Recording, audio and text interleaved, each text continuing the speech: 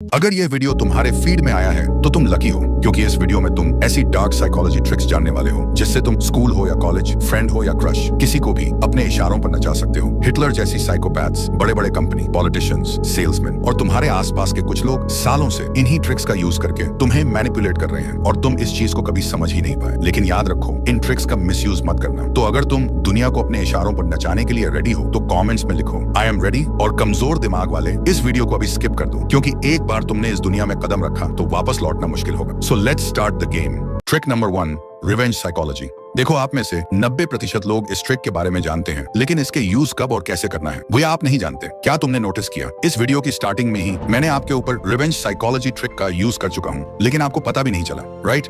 सोचो कब और कैसे। वीडियो के स्टार्टिंग में ही मैंने एक लाइन बोली थी कि कमजोर दिमाग वाले इस वीडियो को अभी स्किप कर दो। मैंने स्किप करने को कहा, लेकिन तुमने स्किप नहीं किया। सोचो क्यों? क्योंकि यही है रिवेंज साइकोलॉजी का मैजिक। अगर तुमसे कहा जाए ये वीडियो मत देखो तो तुम्हारा मन सबसे पहले इस वीडियो को ही देखना चाहेगा। अगर तुमसे कहा जाए पीछे मुड़कर मत देखो तो तुम सबसे पहले पीछे ही देखोगे। तो तुम कैसे इस ट्रिक का यूज कर सकते हो? फर्स्ट, अगर आप किसी से कोई काम कराना चाहते हैं तो उसे ऐसा दिखाओ कि यह एक चैलेंज की तरह है जो वह नहीं कर सकता। एग्जाम्पल, उससे यह बोलो, मुझे पता है तू इसे टाइम पर कंप्लीट ही नहीं कर सकता, और वह आपको गलत साबित करने के लिए वह काम कर देगा। सेकंड, जो भी आप चाहते हो सामने वाले को उल्टा करने को कहो, बोलो रहने दो, तुमको यह करना बोरिंग लगेगा, और वह आपको गलत प्रूफ करने के लिए वह काम कर देंगे। थर्ड, ऐसा दिखावा करो कि तुम्हें सामने वाले बंदे से कोई उम्मीद ही नहीं है। ऐसा करने से तुम्हारा उम्मीदों पर खरा उतरने के लिए अपना 100% दे देगा। Trick number 2, choice illusion. Richard shorten ने अपनी book the illusion of choice में लिखा था, हमारे डिसीजंस लॉजिकल नहीं, प्रेडिक्टेबल होते हैं। कैसे? तुम्हारे सामने ऑफर्स दिए जाते हैं, buy one get one free, buy one and get 50% off, या बिग बिलियन डेज और दिवाली धमाका सेल। इन सब में तुम्हें लगता है कि तुमने बेस्ट चॉइस की है, लेकिन एक बात तो फिक्स होती है, खरीदना तो तुम्हें हर केस में ही पड़ता है। जब तुम्हारे सामने कुछ फिक्स्ड ऑप्शंस दिए जाते हैं तो तुम्हारा दिमाग तीसरा, शायद बेहतर ऑप्शन सोच ही नहीं पाता। इसी को कहते हैं द इल्यूजन ऑफ चॉइस। और जब सामने वाले को लगता है कि सब कुछ उसकी मर्जी से हो रहा है तो वो खुश भी रहता है और तुम्हारा काम भी हो जाता है। पावरफुल लोग हमेशा 2 चॉइसेस देते हैं, लेकिन दोनों में जीत उनकी होती है। एग्जाम्पल, तुमने किसी से कहा ये काम तुम आज करोगे या कल। सामने वाले को लगेगा कि उसके पास ऑप्शन है, पर असल में काम तो उसे करना ही है। ट्रिक ये नहीं है कि सामने वाला क्या सोचे, ट्रिक ये है कि सामने वाला वही सोचे जो तुम चाहते हो। अब तुम इसे कैसे यूज कर सकते हो? अगर क्रश को मूवी ले जाने का प्लान बना रहे हो तो बोलो कॉमेडी देखनी है या थ्रिलर, वो जो भी बोले मूवी जाना तो फिक्स है ही। अगर तुम रिलेशनशिप में हो तो उससे पूछो मुझे मिस किया थोड़ा या बहुत, तो वो सोच ही नहीं पाएगी, शायद उसने मिस ही नहीं किया। फ्रेंड से ट्रीट लेनी है तो बोलो मोमो खिलाओगे या बर्गर, जो भी चूज करे खिलाना तो उसे ही पड़ेगा। हाँ, बस ध्यान रहे कहीं तुम्हारा दोस्त ये ना बोल दे भाई मेरे पास तो पैसा ही नहीं है। Trick number 3, fear मॉन्गिंग।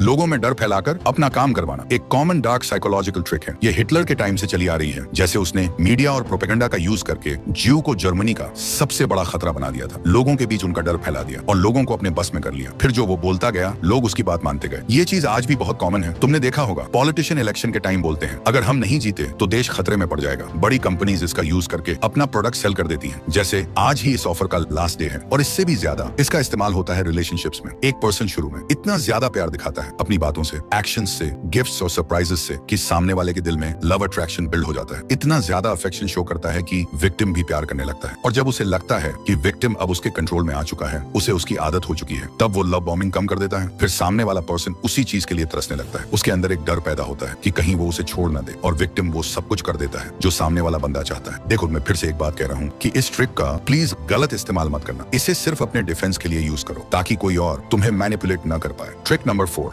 Chameleon manipulation. लोग सबसे ज्यादा उन पर ट्रस्ट करते हैं जो उनकी तरह सोचते हैं, उनकी तरह बिहेव करते हैं, और यही तुम्हारा सबसे बड़ा वेपन है। मान लो सामने वाला इमोशनल है तो तुम भी थोड़ा वल्नरेबल बन जाओ। अगर वो फनी है तो तुम उसकी हंसी का हिस्सा बन जाओ, और अगर वो एम्बिशियस है तो तुम भी अपने गोल्स शेयर करो। इस ट्रिक में बंदा अपने आप को सामने वाले के एनवायरनमेंट और पर्सनैलिटी के अनुसार बदल लेता है। जैसे गिरगिट अपना रंग बदलता है, वैसे ही तुम अपना बोलने का तरीका, बॉडी लैंग्वेज, इंटरेस्ट चेंज करते हो ताकि सामने वाले को लगे धीरे। ये तो बिल्कुल मेरी तरह है। अगर सामने वाला क्रिकेट का फैन है तो तुम क्रिकेट के टॉपिक्स लाओगे। अगर वो स्टडीज में मास्ट है तो तुम टॉपर्स वाली बातें शुरू करोगे। तुम उसे उसकी ही रिफ्लेक्शन दिखाते हो और वो तुम्हें अपना सोल कनेक्शन समझने लगता है। जब तुम उसके मूड, इंटरेस्ट और वैल्यूज के हिसाब से अपने आप को मोल्ड करते हो तो उसे लगता है ये इंसान मुझे समझता है। रियलिटी, तुमने उसका कोड क्रैक कर लिया है और वो तुम्हारे कंफर्ट का एडिक्ट बन चुका है। जब कोई इंसान तुम्हारे साथ अंडरस्टूड फील करता है वो तुम्हें छोड़ने से डरने लगता है और वहीं से तुम्हारा कंट्रोल शुरू होता है। लेकिन ये पावरफुल चीज है और डेंजरस भी, क्योंकि अगर तुम इसे गलत यूज करोगे और लोग समझ गए कि तुम सिर्फ उनके मूड के हिसाब से अपना रंग बदलते हो तो उनका ट्रस्ट टूट जाएगा। इसलिए इसका यूज सिर्फ अपने डिफेंस के लिए करो। अगर तुम्हें लगे कोई तुम्हें मैनिपुलेट कर रहा है तो उनकी स्टाइल, टोन और एनर्जी मैच करो। उन्हें लगेगा कि तुम उनके साथ हो और तुम उनके अगले मूव का गेस पहले ही लगा पाओगे। याद रखो, गिरगिट रंग बदलता है अपने सर्वाइवल के लिए, तुम अपनी डिग्निटी के लिए। Trick number 5, mirroring effect.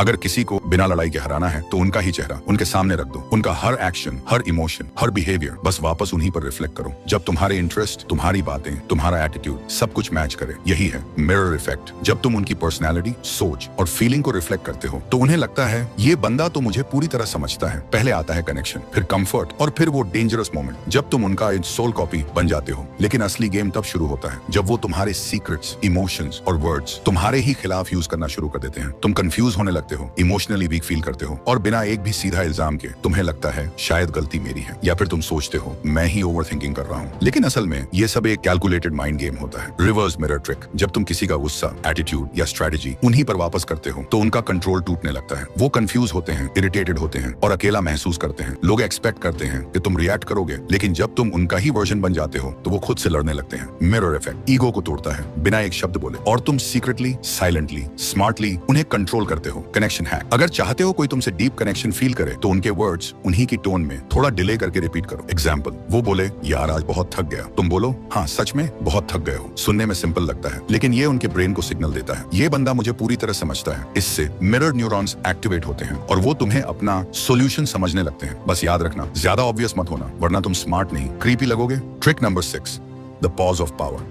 हर कोई सोचता है पावर का मतलब है ज्यादा बोलना, लाउड होना या हर सेकंड कुछ कहना, लेकिन असली कंट्रोल कभी कभी खामोश रहने में होता है। Silence is not weakness, silence is dominance. Psychology कहती है जो इंसान कम बोलता है उसका हर शब्द हैवी पड़ता है। जब तुम बार बार बोलते हो लोग तुम्हें लाइटली लेते हैं। जब तुम कम बोलते हो लोग तुम्हारी हर एक्सप्रेशन, हर बॉडी लैंग्वेज डिकोड करने लगते हैं। ये पूरा एक माइंड गेम है। तुमने कुछ बोला नहीं लेकिन तुम्हारी प्रेजेंस ही प्रेशर बना देती है। सोचो, कॉन्वर्सेशन चल रही है, सामने वाला अपनी बात कंप्लीट करता है, तुम बस उसकी आंखों में देखते हो और चुप।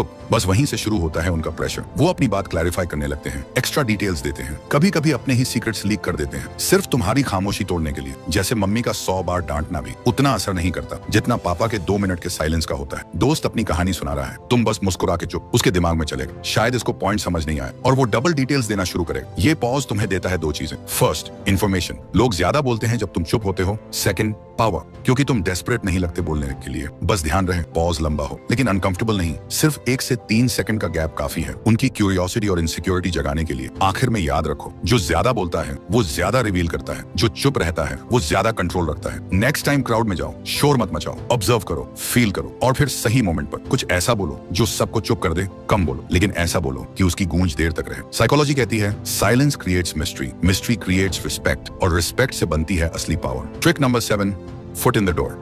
ह्यूमन माइंड का एक सिंपल ग्लिच होता है। जब तुम किसी से एक छोटी सी हाँ निकलवा लेते हो तो उनके लिए बाद में बड़ी हाँ देना इजी हो जाता है। इसे कहते हैं फुट इन द डोर तकनीक। पहले तुम बस एक छोटा रिक्वेस्ट रखते हो, यार 1 मिनट हेल्प कर दे, फिर धीरे धीरे रिक्वेस्ट का साइज बढ़ा देते हो। क्यों होता है ऐसा? क्योंकि हम ह्यूमंस अपने एक्शंस को जस्टिफाई करते हैं। एक बार हाँ कह दी तो दिमाग कहता है मैं इसको ऑलरेडी हेल्प करता हूँ तो अब मना कैसे करूँ। Next, amplifying the problem. यहाँ आता है नेक्स्ट ट्विस्ट। सिर्फ रिक्वेस्ट मत रखो, पहले प्रॉब्लम को एम्पलीफाई करो। प्रॉब्लम को इतना बड़ा, इतना अर्जेंट दिखाओ कि उनके दिमाग में चले अगर मैंने हेल्प नहीं की तो बुरा लग जाएगा। एग्जाम्पल, इंस्टेड ऑफ यार नोट्स दे दे, बोलो यार कल से सर कॉन्टिन्यूअस क्लास है और मेरा नोट्स मिस हो गया, अगर अभी नोट्स ना मिलाना तो मैं टेस्ट में फेल हो जाऊंगा। तुमने 2 काम किए। फर्स्ट, प्रॉब्लम को इमोशनल बनाया। सेकंड, अर्जेंसी क्रिएट की। Mind game in relationships. बोलो मेरा इस मैसेज का रिप्लाई कर देना। नेक्स्ट दिन बोलना मेरा मैसेज का जल्दी रिप्लाई करना। उसके बाद बोलना आज से तुम पहले मैसेज करोगी। पहले एक स्मॉल फेवर और पता भी नहीं चलता तुमने उनसे बड़ी चीज करवा ली। साइकोलॉजी कहती है स्मॉल यस कंसिस्टेंसी का ट्रैप बनती है और वो धीरे धीरे बिगर यस बन जाता है। और जब तुम प्रॉब्लम को एम्पलीफाई कर देते हो तो सामने वाले के पास नो कहने का रीजन अपने आप खत्म हो जाता है। यही सारी ट्रिक्स इस्तेमाल करके तुम किसी को भी कंट्रोल कर सकते हो, लेकिन तुम्हें ये सारी ट्रिक्स अप्लाई करना आना चाहिए, जिसके लिए तुम्हें चाहिए एक अनब्रेकेबल कॉन्फिडेंस जो अंदर से ही नहीं बाहर से भी रिफ्लेक्ट करता हो। तो अगर आप चाहते हो आपके अंदर वो कॉन्फिडेंस बिल्ड हो जिससे आप किसी से भी कॉन्फिडेंटली बात कर पाओ, चाहे सामने कोई भी आ जाए, उसका पूरा प्रोसेस मैंने स्क्रीन पर दिए हुए वीडियो में एक्सप्लेन किया है, क्लिक करके देख सकते हो। और हाँ, मैं तुमसे वहीं मिलूंगा।